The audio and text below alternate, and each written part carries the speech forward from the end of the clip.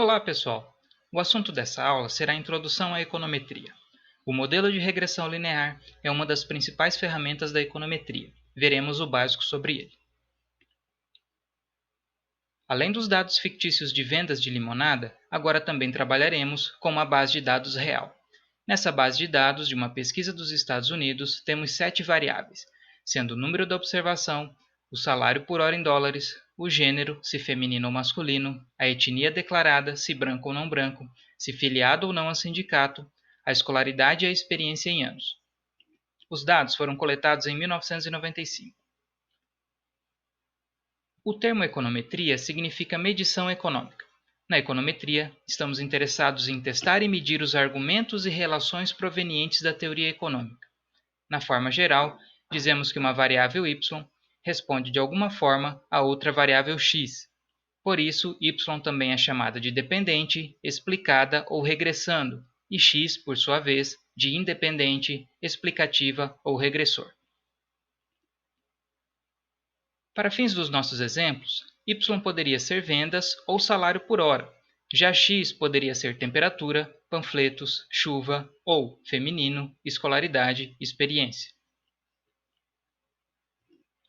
O termo regressão se popularizou em um famoso artigo de 1886 de Sir Francis Galton, onde ele observou que os filhos de pais mais altos que a média, assim como filhos de pais mais baixos que a média, tendem a ter estaturas mais próximas da média que seus pais. A esse fenômeno ele chamou de regressão à média. Hoje, no entanto, nos referimos como regressão à análise de dependência entre duas ou mais variáveis. A forma geral do modelo de regressão linear é assim apresentada. Como nas fórmulas estatísticas que vimos, temos a forma populacional e a amostral.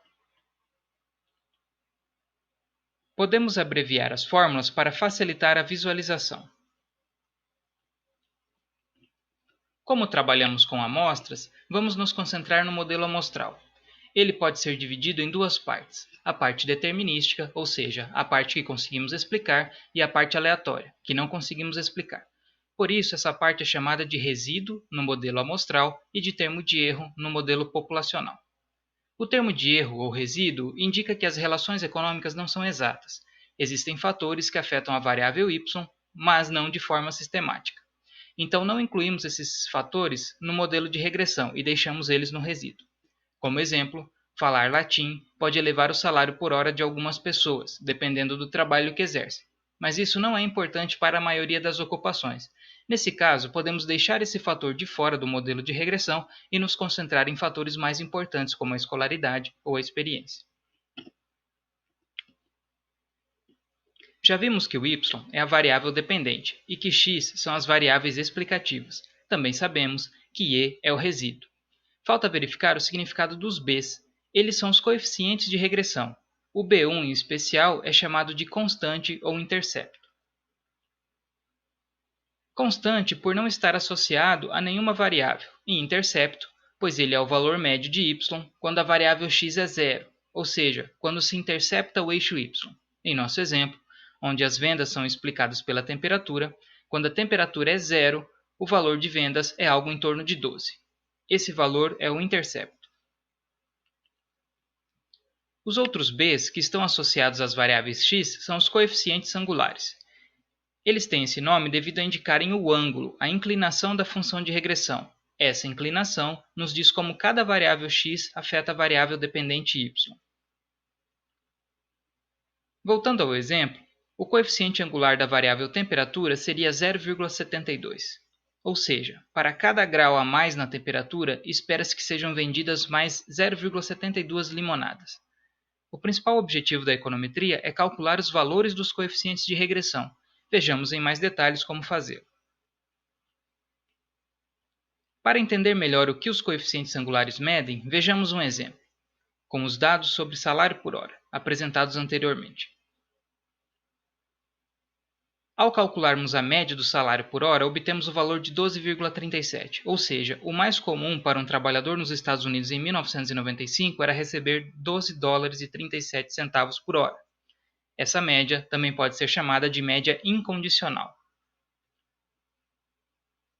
Agora, Se estivermos interessados em verificar como a escolaridade influencia o salário por hora, calculamos a média para cada nível de escolaridade. Verificamos que as pessoas que não possuem escolaridade ganhavam em média 5,57 dólares por hora, já as que tinham 20 anos de escolaridade recebiam em média 24,68 dólares por hora. Parece que mais escolaridade significa maiores ganhos. No entanto, já vimos que para afirmar isso precisaríamos fazer um teste de hipóteses e verificar a probabilidade disso se repetir para uma amostra qualquer. Teríamos de comparar todos os níveis de escolaridade entre si e fazer vários testes de hipótese. Por sorte, não precisamos fazer isso, pois os coeficientes singulares nos fornecem uma medida que resume todo esse processo. Eles são calculados por uma fórmula, assim como a média. Vejamos como eles são calculados para o caso de apenas uma variável explicativa.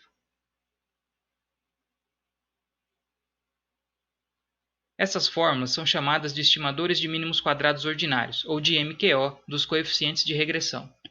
O nome dos estimadores se refere ao princípio de minimizar a soma do erro ao quadrado.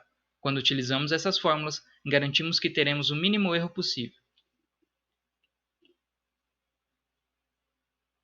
Podemos estabelecer um modelo de previsão de vendas, onde vendas é a variável dependente e temperatura, panfletos e preço sejam as variáveis explicativas. Já sabemos o significado do intercepto e dos coeficientes angulares. Outro exemplo é o do salário por hora. Ao explicá-lo pelas variáveis da base de dados, vemos que mulheres e não brancos ganhavam menos que homens e brancos. Já ser sindicalizado, escolaridade e experiência elevam o salário, em especial, cada ano a mais de escolaridade estaria associado a um aumento médio de 1,37 dólares por hora no salário. Nossa introdução à econometria não acaba aqui. No entanto, deixaremos outros detalhes como os testes de hipótese e as medidas de qualidade de ajuste da regressão para as próximas aulas. Como próxima atividade, temos a atividade prática laboratório 4, e até a próxima aula.